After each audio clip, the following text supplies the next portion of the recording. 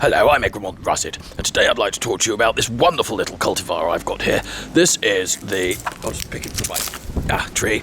This here is the Johansen's Despair. Johansen was the finest horticulturalist of the 1800s, a genius of a man. The Maharaja of India was famously the most accomplished connoisseur of apples at the time and a huge fan of Johansen's.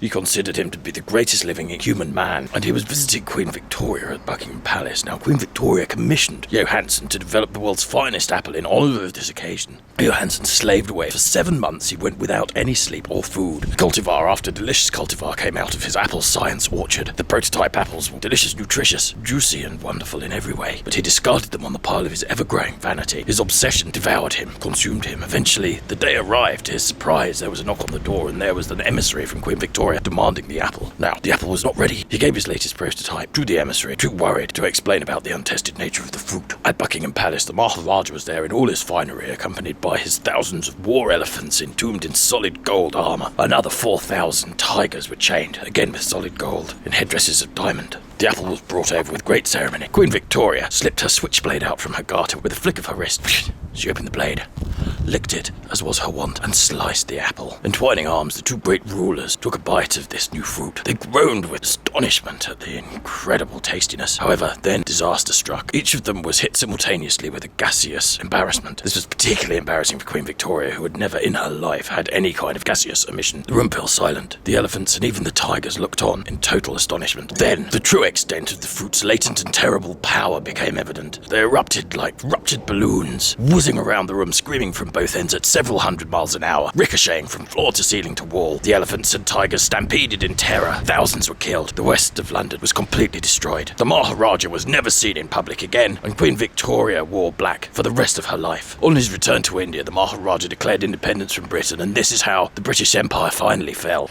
Johansen, in total despair, was exiled to the colonies, hence the name of this fruit. This is so incredibly delicious. Oops.